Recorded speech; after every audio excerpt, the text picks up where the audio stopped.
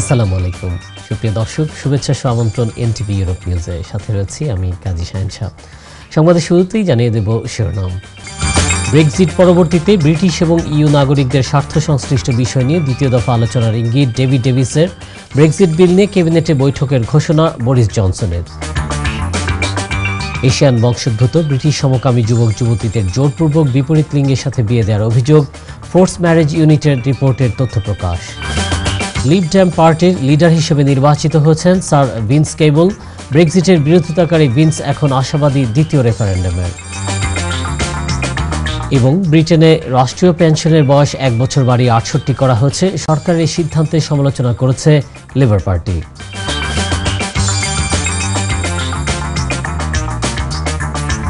শুনছিলেন শিরোনাম, এবার জানিয়ে দেব পুরো সংবাদ। শুরুতেই ব্রিটেন প্রসঙ্গ।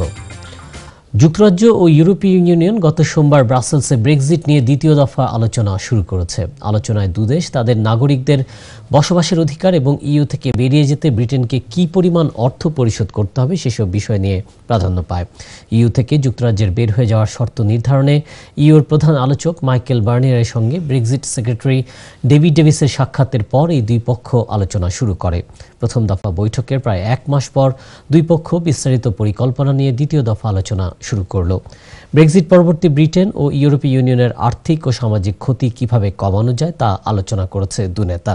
এছাড়া ব্রিটেন ও ইউরোপীয় ইউনিয়নের নাগরিকরা দুদেশে কিভাবে বসবাস করবে তা আলোচনা হয় সেখানে। আলোচনায় দুদেশ ব্রিটেনের নাগরিক যারা ইউরোপে বাস করছে এবং ইইউর নাগরিক যারা ব্রিটেনে বাস করছে তাদের অধিকার বিষয়ে ঐকমত্যে পৌঁছায়। কিন্তু দুদেশের নাগরিকদের পরবর্তী প্রজন্মের সদস্যদের অধিকার এবং তারা কি কি সামাজিক অধিকার পাবে তা আলোচনায় সুরাহা হয়নি।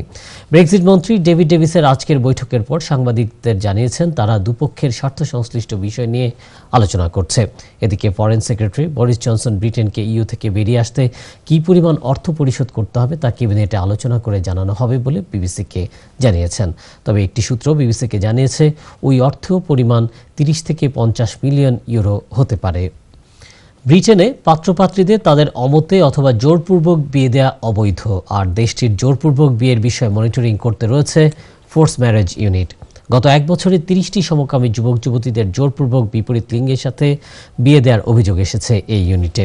পুলিশের বরাত দিয়ে বিবিসি জানিয়েছে ওসব জোরপূর্বক বিয়ের অধিকাংশই ঘটেছে দক্ষিণ এশিয়ার বংশোদ্ভূত ব্রিটিশ পরিবারে। 22 জন সমকামী দম্পতি বিবিসিকে জানিয়েছে তাদেরকে জোরপূর্বক বিপরীত লিঙ্গের সঙ্গে বিয়ে দেওয়া হয়েছে। দক্ষিণ এশিয়ার অধিকাংশ মানুষই ধর্মীয়ভাবে মুসলিম ও হিন্দু, আর এসব ধর্মের কোনোটাই সমকামীকে সমর্থন করে না। কিন্তু ব্রিটেনের মতো বহু সাংস্কৃতিক দেশে বেড়ে ওঠা অনেক এশিয়ান সমকামীতে অভ্যস্ত হয়ে ওঠে, তবে তাদের পরিবার ধর্মীয় ও সামাজিক কারণে তা মেনে নিতে পারে না। তাই অনেক ক্ষেত্রেই বাবা মা সমকামী ছেলে মেয়ের বিয়ের আয়োজন করে বিপরীত লিঙ্গের কারো সাথে তাদের অমতি বা জোর করে। এদের অনেকেই ব্যক্তিগতভাবে বিবিসিকে জানিয়েছে বিপরীত লিঙ্গের সাথে বিয়ের পর তারা সংসার চালিয়ে যাচ্ছে। তারা চায় না তাদের জন্য পরিবারের সুনাম নষ্ট হোক এবং তাদের বাবা মা সমাজের কাছে অপমানিত হোক। ব্রেক্সিটের বিরোধিতাকারী স্যার ভিন্স কেবলকে তাদের নতুন নেতা নির্বাচিত করেছে লিবারেল ডেমোক্রেটিক পার্টি। লিব ডেম হিসেবে পরিচিত এই পার্টির শীর্ষ পদে আরোহণ করলেন তিনি বিনা প্রতিদ্বন্দ্বিতায়। 74 বছর বয়সী স্যার ভিন্স সাধারণ নির্বাচনে টুইকেনহাম থেকে এমপি হিসেবে নির্বাচিত হয়েছেন। সাধারণ নির্বাচনে লিবডেম আগের বারের চেয়ে 3টি আসন বেশি পেয়ে মোট 12টি আসন পায়। কিন্তু সারা দেশে লিবডেমের প্রাপ্ত ভোট আগের বারের চেয়ে 7.4% কমে যায়। এই ঘটনায় লিবডেমের পার্টি লিডার টিম ফেরন পদত্যাগ করলে এই পদটি শূন্য হয়। স্যার ভিন্স কেবল এর আগে দলের মধ্যে ভারপ্রাপ্ত দলনেতা ও ডেপুটি লিডার হিসেবেও কাজ করেছেন। এছাড়া ডেভিড ক্যামেরন সরকারের সময় বাণিজ্য মন্ত্রী হিসেবেও কাজ করেছেন তিনি। সে সময় লিবডেম টরি পার্টির সাথে কোয়ালিশন সরকারে ছিল। ব্রেক্সিটের প্রচণ্ড বিরোধিতাকারী স্যার ভিন্স কেবল এখন আশাবাদী দ্বিতীয় রেফারেন্ডামের মাধ্যমে ব্রেক্সিট থেকে বেরিয়ে আসবে ব্রিটেন। তার দলের ভেতর থেকে তার সমর্থন পেয়ে তার প্রচারণায় কাজ করছেন তিনি। ব্রিটেনে রাষ্ট্রীয় পেনশনের বয়স আরও 1 বছর বাড়িয়ে 68 করা হয়েছে। পূর্বে যা ছিল 67 বছর। এর পূর্বে এই বয়সসীমা ছিল 65। পেনশনের বয়সসীমা 70-এ নেওয়া হতে পারে বলে ধারণা করা হচ্ছে। পার্লামেন্টে work and pension secretary David Gauke সরকারের সিদ্ধান্তের কথা জানান। সরকারের নতুন ঘোষণার ফলে 6 মিলিয়ন মানুষকে পেনশন পেতে আরও 1 বছর অপেক্ষা করতে হবে। শুধু তাই নয়, সিদ্ধান্ত কার্যকরের প্রস্তাবিত 2044 সালের আরও 7 বছর এগিয়ে তা করা হচ্ছে 2037 সাল থেকে। যাদের বর্তমানে বয়স ৩৯ থেকে ৪৭, তারাও এই নতুন সিদ্ধান্তের ফলে ক্ষতিগ্রস্ত হবেন। রাষ্ট্রীয় পেনশন প্রাপ্তদের বৃদ্ধি পাওয়ায় নতুন এই সিদ্ধান্ত হচ্ছে বলে জানিয়েছেন work and pension secretary David Gauke. এদিকে সরকারের সিদ্ধান্তের সমালোচনা করেছে লেবার পার্টির shadow secretary Debbie Abrahams. British পার্লামেন্টের উচ্চকক্ষ হাউস অব লর্ডসে আয়োজিত বাংলাদেশ বিষয়ক সেমিনারে আওয়ামী লীগের অংশ না নেওয়াকে রহস্যজনক ও দেশের জন্য অসম্মানজনক বলে মন্তব্য করেছেন বিএনপির স্থায়ী কমিটির সদস্য আমির খসরু মাহমুদ চৌধুরী। তিনি বলেন, আওয়ামী লীগ জামায়াতের উপস্থিতির কারণ দেখিয়ে সেমিনারে অংশ না নেওয়ায় দেশের ভাবমূর্তি ক্ষুণ্ণ হয়েছে। বুধবার লন্ডনের ব্রিক লেনে এক সংবাদ সম্মেলনে তিনি বলেন, মঙ্গলবার বিকেলে হাউস অব লর্ডসে বাংলাদেশে সন্ত্রাসবাদ ও আইনের শাসন শিরোনামে একটি সেমিনার হয়। এই সেমিনারে অংশ নিতে আওয়ামী লীগের পক্ষে প্রধানমন্ত্রীর অর্থনীতি বিষয়ক উপদেষ্টা মশিউর রহমান, আন্তর্জাতিক সম্পর্ক বিষয়ক উপদেষ্টা গওহর রিজভী এবং সাবেক পররাষ্ট্রমন্ত্রী দীপু মনি লন্ডনে আসলেও শেষ পর্যন্ত তারা তাতে অংশ নেননি। হাউস অব লর্ডসের স্বতন্ত্র সদস্য অ্যালেক্স আন্ডার চার্লস কার্লাইল আয়োজিত এই আলোচনায় বিএনপির প্রতিনিধিরা ছাড়াও যুক্তরাজ্যের পররাষ্ট্র দপ্তর এবং মানবাধিকার সংস্থা হিউম্যান রাইটস ওয়াচের প্রতিনিধি ছিলেন। এই আলোচনায় অংশ না নিয়ে আওয়ামী লীগ নেতারা আয়োজকদের অপমানিত করেছেন বলে মন্তব্য করেন আমির খসরু। তাদের অনুপস্থিতিতে সেমিনারের আয়োজক লর্ড কার্লাইল হতাশা প্রকাশ করেন বলে জানান আমির খসরু। এছাড়া সংবাদ সম্মেলনে এক প্রশ্নের জবাবে খসরু বলেন, বিএনপির যে কোনো ভাবনায় সিদ্ধান্তে দলের জ্যেষ্ঠ ভাইস চেয়ারম্যান তারেক রহমানের অবদান থাকবে। যুক্তরাজ্য বিএনপির সভাপতি এম এ মালেক, সাধারণ সম্পাদক কয়সর এম আহমেদ ছাড়াও সংবাদ সম্মেলনে উপস্থিত ছিলেন বিএনপির আন্তর্জাতিক বিষয়ক সম্পাদক Humayun Kabir, barrister M A সালাম ও ব্যারিস্টার রুমিন ফারহানা সহ যুক্তরাজ্য বিএনপির সিনিয়র নেতৃবৃন্দ। এবারে কমিউনিটি প্রসঙ্গ। বেগম খালেদা জিয়ার রাজনৈতিক উপদেষ্টা সাবেক বিরোধী দলীয় চিফ হুইপ জয়নুল আবেদিন ফারুকের মুক্তির দাবিতে প্রতিবাদ সভা অনুষ্ঠিত হয়। মঙ্গলবার পূর্ব লন্ডনের বিএনপি কার্যালয়ে জয়নুল আবেদিন ফারুক মুক্তি পরিষদের আহ্বায়ক আব্দুল হক রাজের সভাপতিত্বে ও এম এ হোসেনের পরিচালনায় অনুষ্ঠিত প্রতিবাদ সভায় পবিত্র কোরআন থেকে তেলাওয়াত করেন মাওলানা শামীম আহমেদ। সভায় প্রধান অতিথি হিসেবে উপস্থিত ছিলেন যুক্তরাজ্য বিএনপির সাবেক সভাপতি শায়েস্তা চৌধুরী কুদ্দুস। বিশেষ অতিথি হিসেবে উপস্থিত ছিলেন যুক্তরাজ্য বিএনপির সিনিয়র সহসভাপতি আব্দুল হামিদ চৌধুরী, শহীদুল ইসলাম মামুন, খসরুজ্জামান খসরু, সেলিম উদ্দিন, মির্জা নিক্সন, আবুল হোসেন সহ অন্যান্যরা। এ সময় বক্তারা জয়নুল আবেদিন ফারুককে অতি সত্বর মুক্তি দেওয়ার জন্য সরকারের প্রতি আহ্বান জানান এবং সকল রাজবন্দী নেতা কর্মীদেরও মুক্তির দাবি জানান উপস্থিত বক্তারা। এছাড়া উপস্থিত ছিলেন সোহাইলেন করিম, আব্দুল বাসিত, এম লাইন আকরাম, মনির আহমেদ, মোহাম্মদ মোশাররফ হোসেন ভুইয়া, আঙ্গুর মিয়া সহ অন্যান্যরা। সেলিব্রিটি শেফ মোসাব্বির করিম সাব্বিরের উদ্যোগে ক্যামডেন টাউন লেবার পার্টির ফান্ড রেজিং ডিনার অনুষ্ঠিত হচ্ছে। বুধবার ক্যামডেনের নামাস্তে কিচেন রেস্টুরেন্টে এই ডিনার পার্টির আয়োজন করা হয়। সভায় প্রধান অতিথি হিসেবে উপস্থিত ছিলেন লেবার পার্টির এমপি কেইর স্টারমার। এই ডিনার পার্টিতে বাংলাদেশি কমিউনিটি সহ লেবার দলের বিশিষ্ট ব্যক্তিবর্গ উপস্থিত ছিলেন। এই সময় মোসাব্বির করিম সাব্বির তার শুভেচ্ছা বক্তব্যে বলেন, দলের জন্য সংগৃহীত এই অর্থ দলকে আরও সংগৃহীত ও সুদৃঢ় করবে বলে তিনি আশা প্রকাশ করেন। এছাড়া প্রধান অতিথি কেইর স্টারমার এমপি বলেন, আগের চেয়ে বর্তমানে লেবার পার্টি অনেক শক্তিশালী, তাই আগামীতে ব্রিটেনকে আরও উন্নত রাষ্ট্রে পরিণত করতে লেবার পার্টি বদ্ধপরিকর বলে জানান তিনি। এছাড়া তিনি এই ফান্ড রেজিং ডিনারের আয়োজককে ধন্যবাদ জ্ঞাপন সহ স্থানীয় লেবার কাউন্সিলরদের প্রতি কৃতজ্ঞতা প্রকাশ করেন। এ সময় আরও উপস্থিত ছিলেন Camden mayor Richard Cotton, councillor Abdul Hai, councillor Danny Hadlam Wells, councillor Nadia Shah, Dorothy Hackman, ওয়া ডয়েলে সহ কমিউনিটির বিশিষ্ট ব্যক্তিবর্গ। পরিশেষে মুসাব্বির করিম সাব্বির ও তার সহধর্মিণী ফান্ড রেজিংয়ের অর্থ কেইর স্টারমার এমপির হাতে তুলে দেন। সোনালী অতীত ফুটবল ক্লাব ইউকের আয়োজনে 30 জুলাই লন্ডনে অনুষ্ঠিত হবে উপজেলা কাপ ফুটবল টুর্নামেন্ট। এই টুর্নামেন্টকে সামনে রেখে বিশ্বনাথ স্পোর্টস অ্যাসোসিয়েশন ইউকে বুধবার পূর্ব লন্ডনের একটি হলের কিট লঞ্চিং অনুষ্ঠানের আয়োজন করে। সংগঠনের সভাপতি আব্দুল খালিকের সভাপতিত্বে ও সহসভাপতি দৌলত খান বাবুল এবং সেক্রেটারি কয়েস মিয়ার যৌথ পরিচালনায় অনুষ্ঠিত সভায় সিলেটের বিভিন্ন উপজেলা ফুটবল ক্লাবের প্রতিনিধি ও ব্যবসায়ী এবং বিশ্বনাথ ফুটবল ক্লাবের খেলোয়াড়রা উপস্থিত ছিলেন। বিশ্বনাথ ক্লাবের সার্বিক সহযোগিতায় রয়েছেন মেট্রোপলিটন ক্রাউনের স্বত্বাধিকারী রাজা মিয়া ও তার প্রতিষ্ঠান। অনুষ্ঠানে বক্তব্য রাখেন councillor Ayesha Chowdhury, Hiran Mia, Faruk Mahfuz, answer Ali, Syed Salik Ahmed, M A সালাম সহ অন্যান্য উপজেলা ক্লাবের প্রতিনিধিরা। অনুষ্ঠানে যুক্তরাজ্যে বসবাসরত বিশ্বনাথের সকল প্রবাসীদের আগামী 30 জুলাই হেকনি ফুটবল মাঠে উপস্থিত থাকার আহ্বান জানান কর্মকর্তারা। ব্যাপক উৎসাহ উদ্দীপনার মধ্য দিয়ে হবিগঞ্জ ফাউন্ডেশন ইউকের উদ্যোগে প্রথমবারের মতো হবিগঞ্জ উৎসব 2017 অনুষ্ঠান সম্পন্ন হচ্ছে। রবিবার পূর্ব লন্ডনে একটি ব্যাংকুয়েটিং হলে এই উৎসবের আয়োজন করা হয়।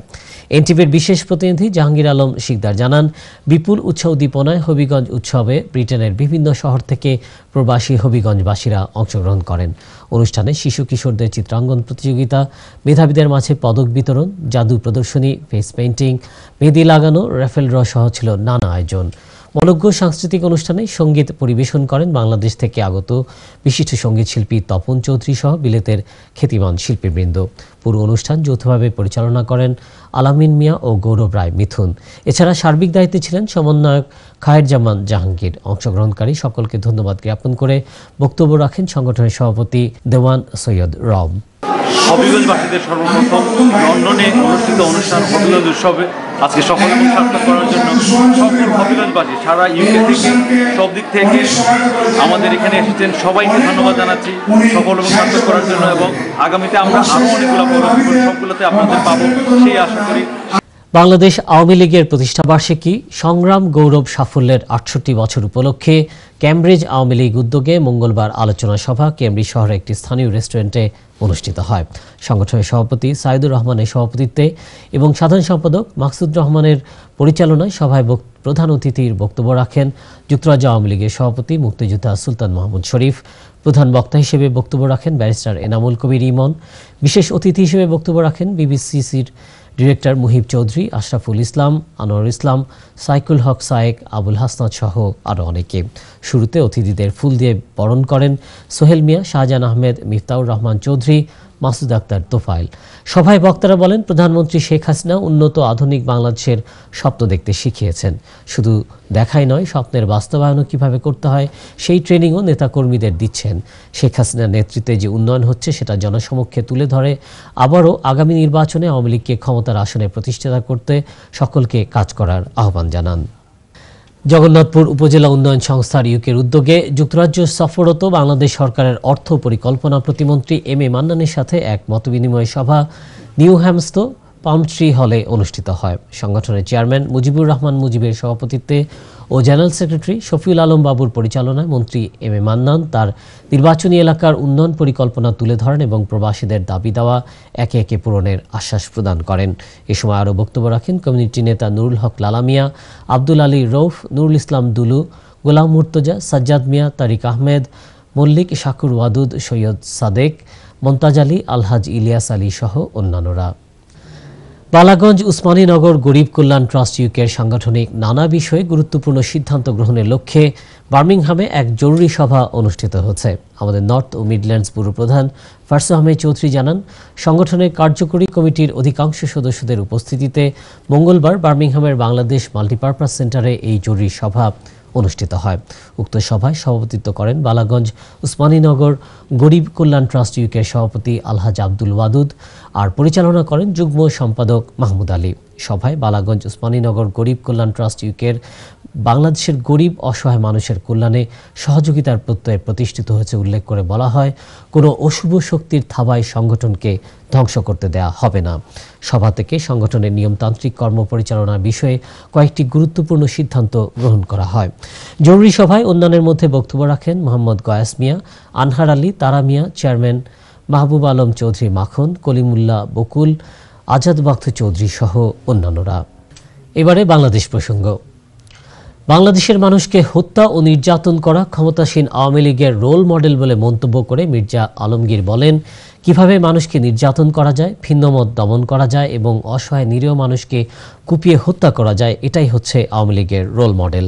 বৃহস্পতিবার দুপুরে রাজধানীর ইঞ্জিনিয়ার্স ইনস্টিটিউট মিলনায়তনে জাতীয়তাবাদী হেল্প সেলের উদ্যোগে আয়োজিত আলোচনা সভায় তিনি এসব কথা বলেন। বিস্তারিত দেখুন রিপোর্টে।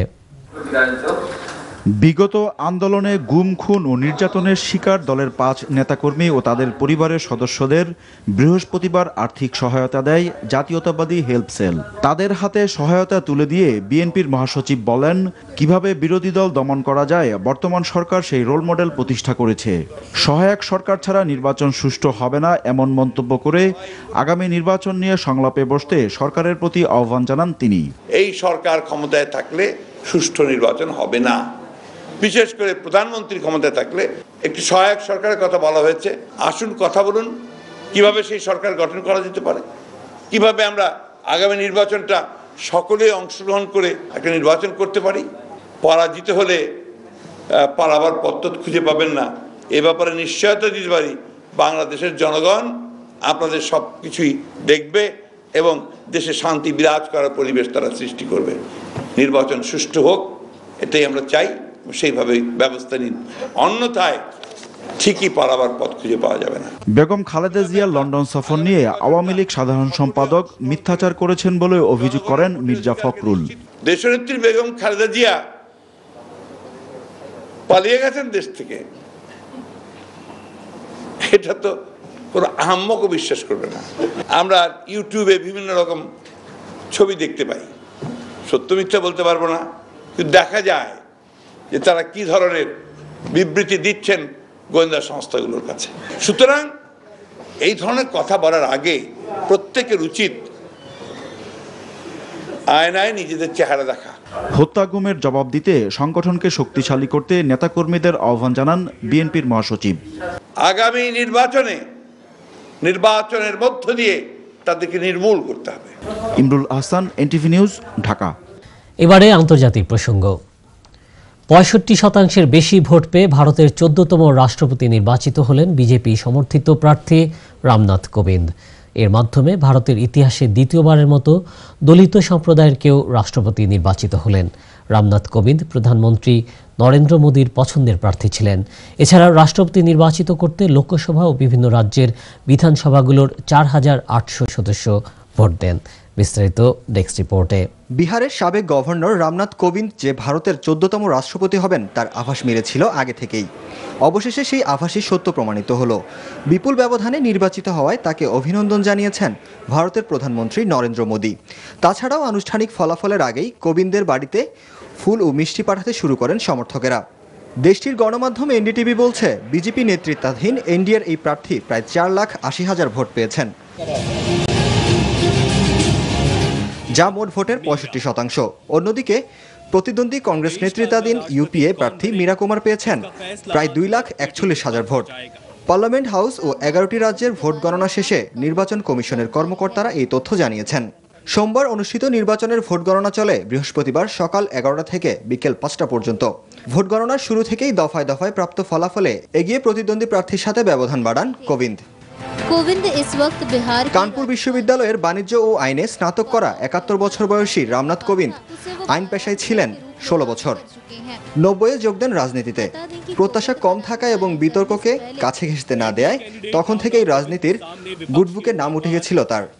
তবে রাষ্ট্রপতি পদের জন্য নাম ঘোষণার পর মুসলিম ও খ্রিস্টানদের কোটা বাতিল নিয়ে তার একটি বিতর্ক তুলে ধরে বিরোধীরা, কিন্তু তা নিয়ে খুব একটা শোরগোল করা সম্ভব হয়নি। রাজ্যসভার সাংসদ হিসেবে নিজে দলিত হওয়ায় সবসময় লড়েছেন এই সম্প্রদায়ের অধিকার রক্ষায়। এখন ভারতের রাষ্ট্রপতি হিসেবে তার শপথ নেয়া সময়ের অপেক্ষা মাত্র। মুনাজিল রিয়াদ, এনটিভি ইন্টারন্যাশনাল ডেস্ক।